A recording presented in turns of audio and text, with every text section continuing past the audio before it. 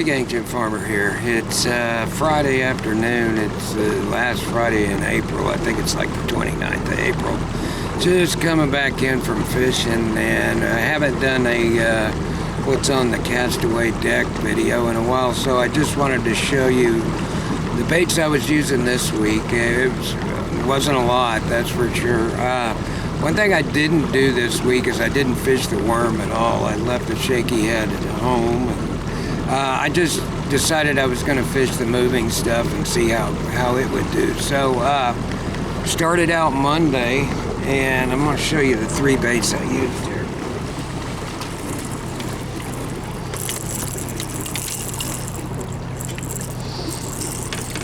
Late last week I started catching some good fish on the fluke, on the weightless fluke.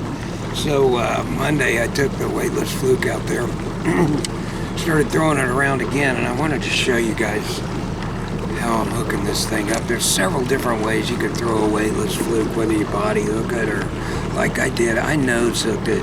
And what I'm using is I'm using an octopus hook, and basically I'm just taking the fluke here.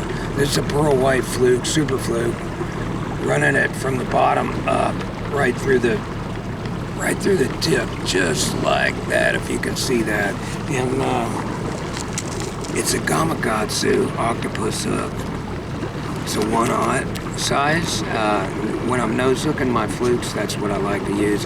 Not using a leader, not using anything. Using Sunline. Well, that's not the right one.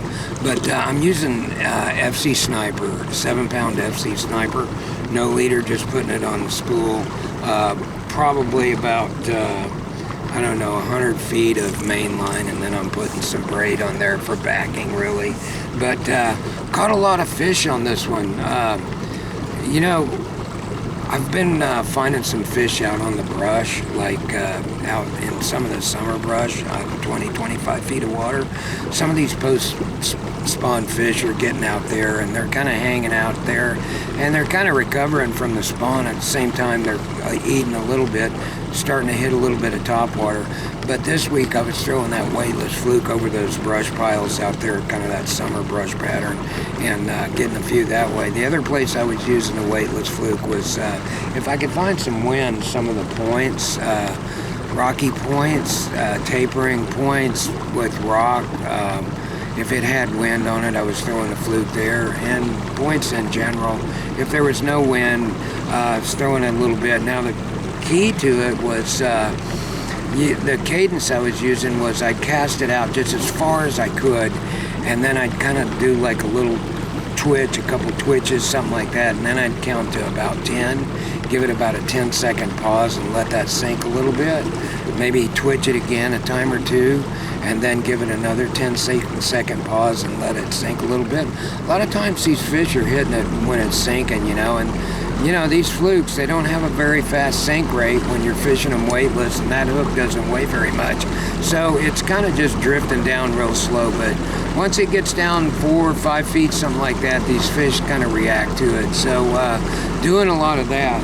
And later this week, like about Wednesday, I think was the first day, started seeing a little bit of surface activity, a little bit of schooling out in the creeks. So I started throwing the Profound Outdoors Z-Dog, and this is the Casper shad pattern.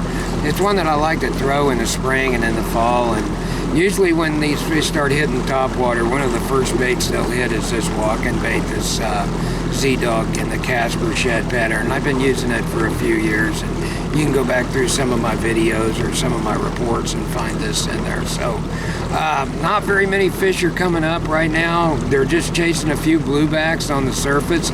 It's going to get better and better, you know, but about Wednesday I started seeing some bluebacks on the surface, so started throwing this around, and this kind of paid off on the windy points.